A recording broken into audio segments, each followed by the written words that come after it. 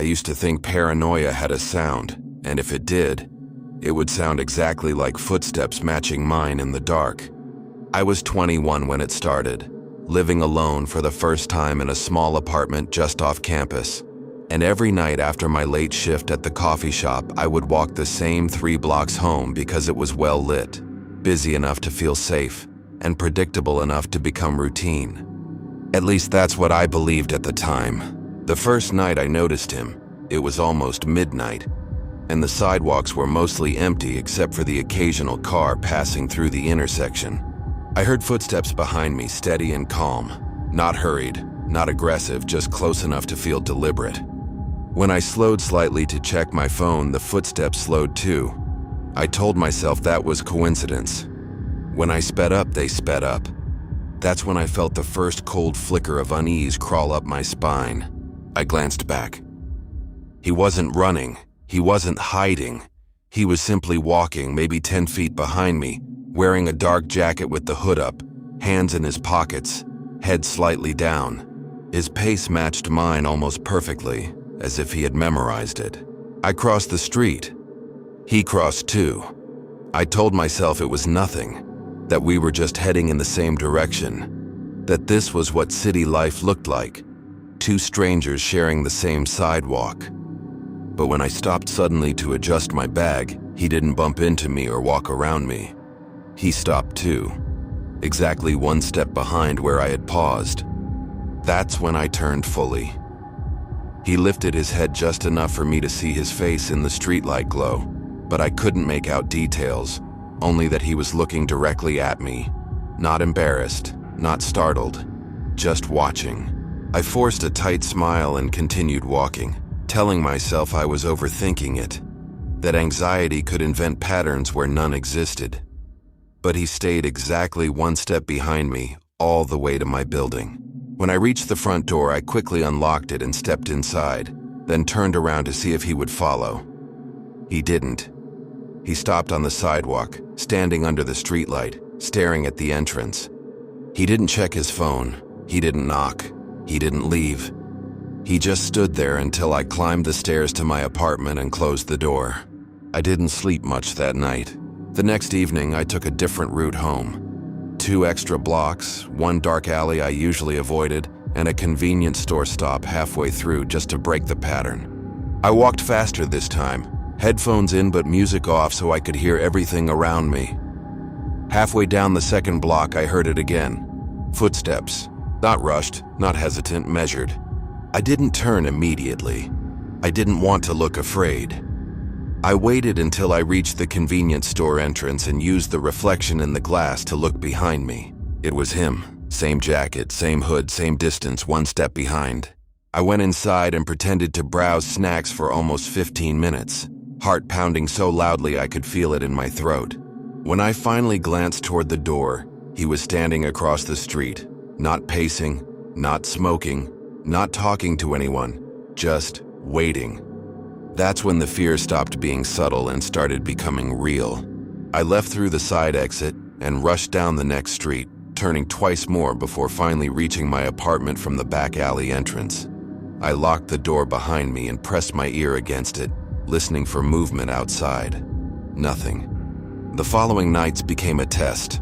I varied my schedule. I left work early. I stayed late. I took the bus instead of walking. I even asked a coworker to drive me home once. Every time I walked alone, he appeared, always 10 feet behind, always 1 step matching mine, never speaking, never touching me. It was worse that he never tried anything, because it meant he wasn't impatient. One night, about a week after the first time I saw him, I decided I was done running. I told myself that fear thrives on uncertainty, and the only way to break it was confrontation. So I stopped abruptly in the middle of the sidewalk and turned around. He didn't expect it this time. For the first time, he miscalculated. Instead of stopping a step behind me, he nearly collided with me, his chest almost brushing my shoulder.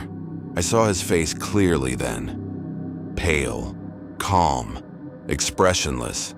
His eyes weren't angry. They weren't smiling either. They were empty, like he was observing an experiment. "Why are you following me?" I asked. My voice didn't sound like my own. He didn't answer. He just tilted his head slightly as if confused by the question, and then stepped around me. Not hurried, not embarrassed, just casual. He walked past me and continued down the street without looking back. I stood there shaking, half relieved, half convinced I had imagined everything, until I heard footsteps behind me again. I turned slowly. He was still in front of me, walking away, but the footsteps were coming from directly behind me. Measured, steady, one step behind. But there was no one there. The sound continued all the way home. Every time I stopped, it stopped. Every time I walked, it followed. And when I finally reached my building and turned around in the empty streetlight glow, I realized something that made my stomach drop. There had only ever been one man, but the distance had changed. He wasn't 10 feet behind anymore. He was one step closer than that. Now, when I walk at night, I don't look back anymore, because sometimes I feel breath against my neck even when the sidewalk is empty. And I've started noticing something else. The sound isn't behind me anymore. It's perfectly synchronized. Exactly one step, matching mine, like it's learning how to become me.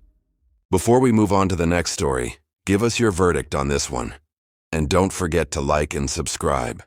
When I first moved into my apartment, the first thing I noticed was how easy it was to see into other people's lives. The buildings across the street were close enough that you could make out furniture, movements, and sometimes even faces if the lights were on and the curtains were open. At night, it felt like everyone lived inside illuminated boxes, little glowing rooms suspended in darkness. It wasn't something I paid much attention to at first, just part of living in the city, until I realized there was one window directly across from mine where the lights never turned off. And there was always someone standing there. She didn't move much. She didn't walk around the room like normal people do when they're at home.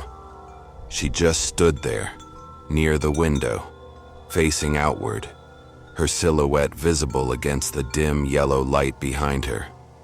At first, I assumed she was just another resident, maybe someone who stayed up late, maybe someone who liked the view, maybe someone who had insomnia like I did. But after a few days, I started noticing something strange. She was always standing in the exact same position. Every night when I returned from work, she was there. When I woke up early in the morning before sunrise, she was still there. It didn't matter what time I looked. She was always standing in that same spot, facing outward, watching. At first I told myself I was imagining things. People move, people sleep, people live their lives. There was no way someone could just stand there all the time without ever sitting down or leaving. But the longer I lived there, the harder it became to ignore. One night around 2:30 a.m., I got up to get a glass of water and glanced toward the window without thinking. She was there. Same position, same stillness, same silence. And for the first time, I realized something else. She wasn't looking out at the street. She was looking directly at my window. A cold feeling settled into my chest as I stood there, frozen in my kitchen. The distance between our buildings wasn't far. Close enough that if she was looking straight ahead, she would be looking directly into my apartment, directly at me. I stepped back slowly, out of sight, my heart pounding harder than it should have been. I didn't want to be seen. I didn't want her to know I had noticed. I waited there for several minutes before cautiously leaning forward again, just enough to see her silhouette. She hadn't moved. She was still standing there, watching. After that night, I started keeping my curtains closed. It helped at first.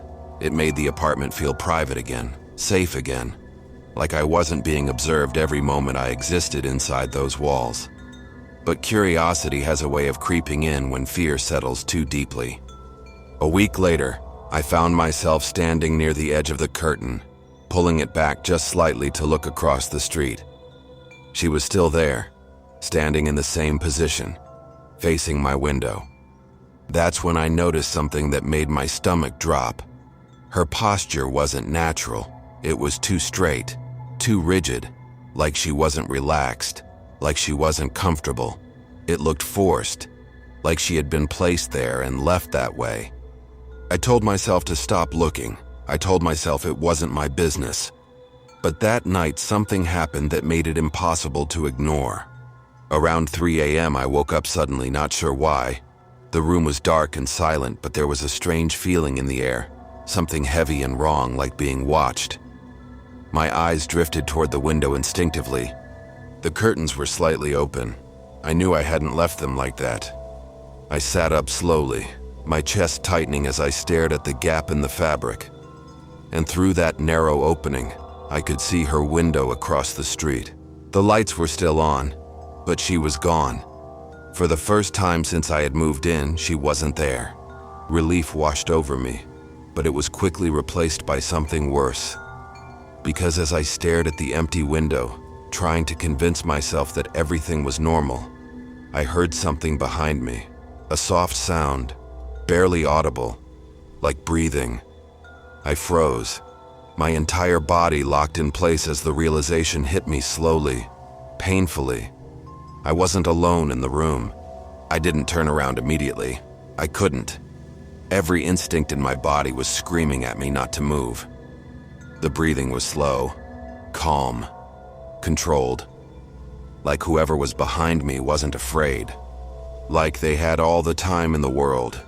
My reflection was faintly visible in the dark glass of the window. And behind it, barely visible in the shadows of my apartment, was a second shape standing directly behind me, perfectly still, watching me. I turned around. Nothing was there. The room was empty, silent, safe. But when I looked back at the window across the street, she had returned, standing in the exact same position as before, facing directly toward my apartment, watching, waiting. And I haven't opened my curtains since. But sometimes late at night I still hear breathing behind me, and I know she isn't across the street anymore. She's already inside. Before we move on to the next story, give us your verdict on this one. And don't forget to like and subscribe. The first time I saw him, he was standing at the bus stop across the street from my apartment. There was nothing unusual about him at first glance. He wore a dark coat, jeans, and ordinary shoes. The kind you could see on anyone walking through the city. He wasn't staring at anyone. He wasn't acting suspicious. He was just standing there waiting like everyone else. I noticed him only because he wasn't using his phone. Everyone uses their phone while waiting. Everyone except him. He just stood there, completely still, looking forward. I didn't think about it again until later that afternoon. I was at the grocery store standing in line when I felt that strange sensation that someone was watching me. It wasn't obvious. It wasn't aggressive. It was subtle, quiet, like a presence pressing gently against the back of my awareness.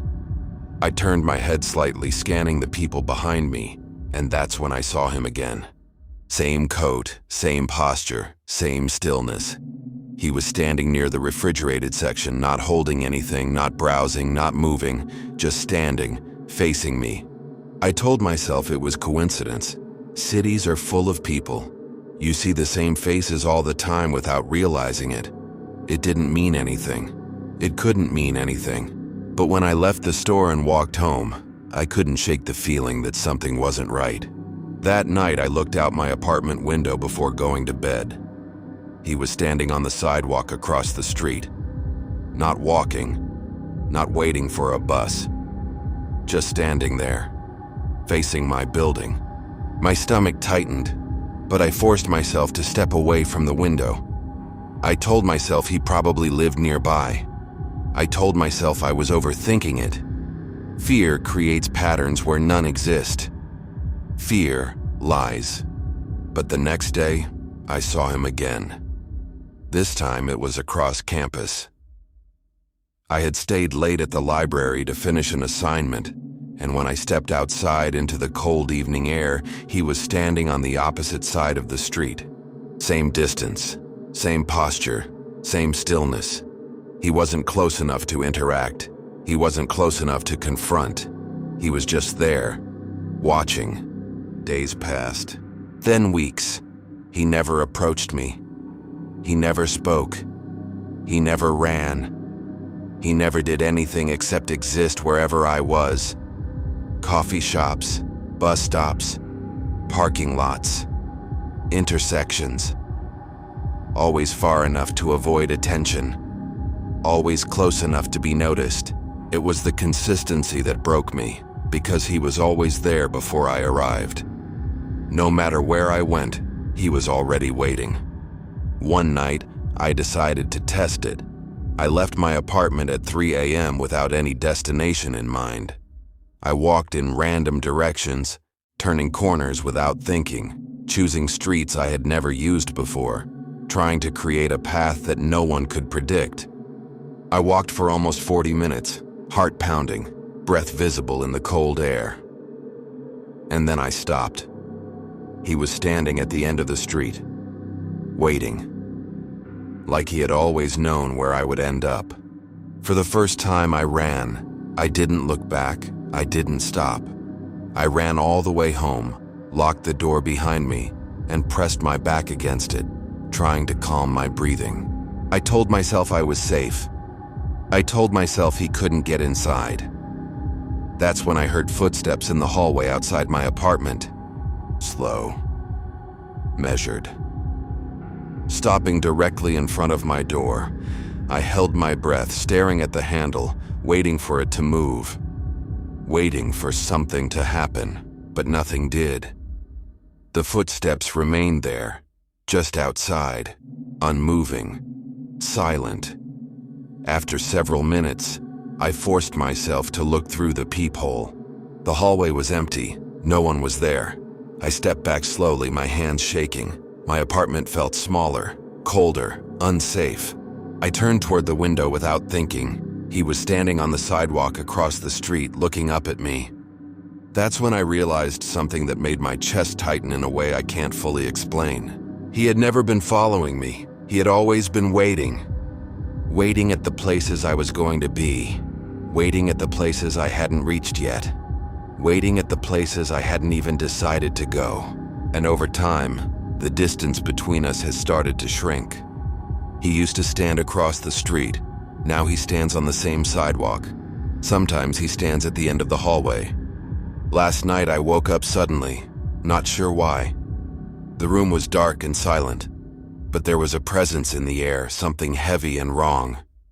I didn't move. I didn't breathe, because I knew. Someone was standing inside my apartment, watching me, waiting for the moment when I finally turn around. Before we move on to the next story, give us your verdict on this one.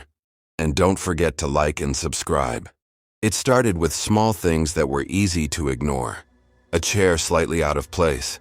A cabinet door that I was sure I had closed, now slightly open. My bedroom door not fully shut when I woke up, even though I always closed it before sleeping. These weren't dramatic changes. They weren't obvious signs of intrusion. They were subtle, quiet, easy to explain away if you wanted to feel safe. And for a while, that's exactly what I did. I lived alone in a small house at the end of a quiet street, the kind of neighborhood where nothing ever happened and no one locked their doors during the day. I had routines. I woke up at the same time. I left for work at the same time. I returned home at the same time. Predictable, stable, safe. Until I started noticing him. The first time, he was standing across the street when I left for work in the morning. He wasn't doing anything unusual. He wasn't approaching anyone or knocking on doors. He was just standing there on the sidewalk facing my house. His posture was calm, relaxed, like he had every reason to be there. I assumed he was visiting someone nearby or waiting for someone. It didn't concern me. But the next day, he was there again. Same position, same stillness, same direction, facing my house. When I returned from work that evening, he was gone. That should have made me feel better, but it didn't. It made me feel watched. Like his absence meant nothing. Like he didn't need to be there to see me anymore. Over the next week, I saw him several more times, always at a distance, always watching, never approaching, never speaking. just existing at the edge of my life like a detail I wasn't meant to understand. That's when things inside the house started changing. One night I came home and noticed my bedroom door was open. I was certain I had closed it that morning. I always closed it. It was part of my routine. I checked the windows. Locked. I checked the doors. Locked. Nothing was missing. Nothing was broken. Everything was normal. Except it wasn't. A few days later, I found my kitchen cabinet open. Not wide, just slightly. Enough to notice if you were paying attention. I stood there for a long time, staring at it, trying to convince myself I had forgotten to close it. Trying to convince myself that memory was unreliable. But deep down I knew someone had been inside. That night I locked every door and window before going to bed.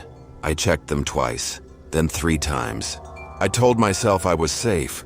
I told myself I was imagining things. I told myself fear was irrational. I woke up at 3:12 a.m. I didn't know why at first. The room was dark and silent, but something was wrong. Something had changed. It took me a few seconds to realize what it was. My bedroom door was open. I knew I had closed it. I knew I had locked the front door. I knew no one could have entered. And yet there it was, open just enough to reveal the darkness of the hallway beyond. I stared at it, frozen, my heart beating so loudly I could hear it in my ears. That's when I heard breathing, not mine, slow, calm, coming from the hallway. I couldn't move. I couldn't think. Every instinct in my body was screaming at me to stay still, to pretend I was asleep, to pretend I didn't know. The breathing remained there, just beyond the door, steady and patient like it wasn't in a hurry. After several seconds, it stopped. Silence filled the house again. I waited for what felt like hours before forcing myself to get out of bed and walk toward the door. My legs felt weak, heavy, like they didn't belong to me. I reached the doorway and looked into the hallway. Nothing. Empty. I checked every room, every closet, every corner. Nothing was there. But when I returned to my bedroom, something had changed. My bed had been disturbed. The sheets were slightly wrinkled, indented, like someone had been sitting there, watching me sleep. The next morning, I didn't see him across the street. For the first time in weeks, he was gone. That should have made me feel relieved, but it didn't. Because now I understood something I hadn't before. He had never been following me. He had been waiting for me to leave, waiting for me to sleep, waiting for me to stop noticing. Last night, I woke up again at exactly 3:12 a.m. My bedroom door was closed. I hadn't closed it. And from the darkness of my room, I heard breathing, right beside my bed. Before we move on to the next story, give us your verdict on this one. And don't forget to like and subscribe. It began with reflections, not obvious ones, not the kind you notice immediately. Just small inconsistencies that didn't feel right, things you could ignore if you wanted to protect your sense of normalcy. The first time I was brushing my teeth in the bathroom mirror late at night, exhausted after a long day, barely paying attention to anything except the dull routine of getting ready for bed. I leaned forward slightly, staring at my own tired face, and that's when I saw something behind me. A shape, a dark figure standing in the hallway behind my reflection. I froze instantly and turned around. The hallway was empty. I stood there for several seconds, my heart beating faster than it should have been, trying to rationalize what I had seen. I told myself it was a shadow, a trick of the light, my brain filling in gaps where nothing existed. When I looked back at the mirror, there was nothing behind me, just the empty hallway, just silence, just my reflection staring back at me. I didn't think about it again, not seriously, until it happened again.